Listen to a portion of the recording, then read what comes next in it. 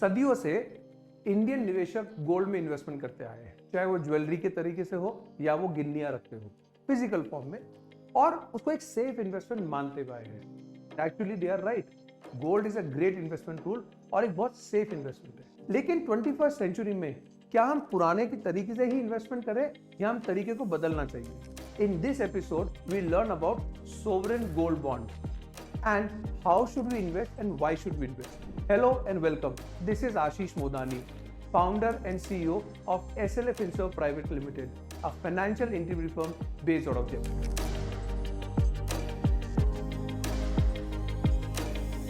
सबसे पहले हम समझते हैं why should we invest in gold. Basically, gold is a God-made currency. एक करेंसी डॉलर भी हो सकती है, रुपए भी हो सकती है, पौंड भी हो सकता है, बट ये सब मैन मेड करेंसी है। हम पहले के जमाने में सोने की गिन्नियों में, चांदी में ऐसे डील करते थे, तो गोल्ड जो है वो एक गॉड मेड करेंसी है एंड इसके लिए इसकी इंपॉर्टेंस आता है।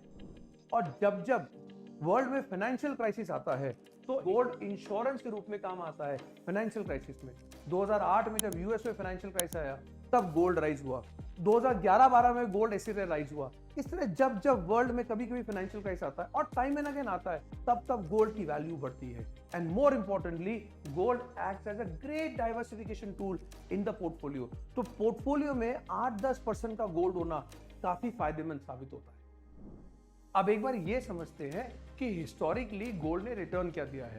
1980 में गोल्ड 1330 रुपए को तोले के आसपास था।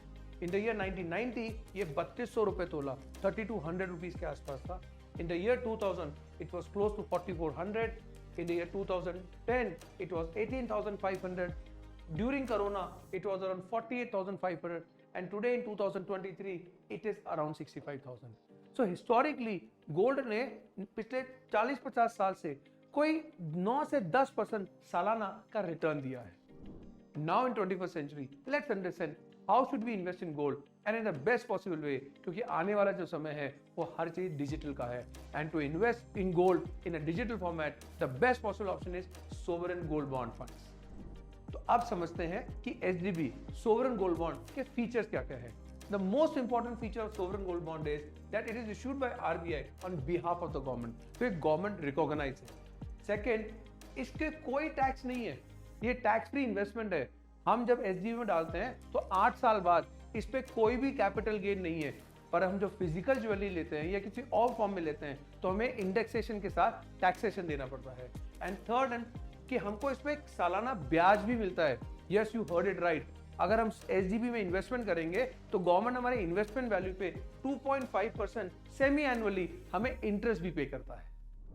आगे बढ़ने से पहले ये जान लेते हैं कि कौन कौन इन्वेस्टमेंट कर सकता है एसजीबी में। सबसे पहले इंडिविजुअल इन्वेस्टमेंट कर सकते हैं, आप और हम जो कि रेसिडेंट इंडिविजुअल है वो इन्वेस्टमेंट कर सकते हैं। हम माइनर के नाम से भी इन्वेस्टमेंट कर सकते हैं। मुझे अगर मेरी डॉटर की शादी के लिए इन्वेस्टमेंट करना है ताकि उसकी शादी में कुछ गोल्ड दे सकूं, तो कोई बात नहीं, आप आज एसजीबी ले लीजिए उसी के नाम पे, और जब उसकी शादी होगी तो उसको आप फिजिकल गोल्ड में कन्वर्ट करा के उसके लिए गहने बनवा लीजिए। तीसरा, हिंदू अनडिवाइडेड फैमिली भी इन्वेस्टमेंट कर सकती है एसजीबी में। All and all, I just want to say one thing, do invest in gold. Gold एक एयरबैग की तरह है जो हमारे सारे इन्वेस्टमेंट्स को बचा के रखेगा। कल को हमारे इन्वेस्टमेंट्स के एक्सीडेंट हो गए, कोई फाइनेंशियल कैलामिटी आ गई, तो डू नॉट इग्नोर कि हमें गोल्ड में नहीं करना चाहिए, उसमें रिटर्न कम आते हैं।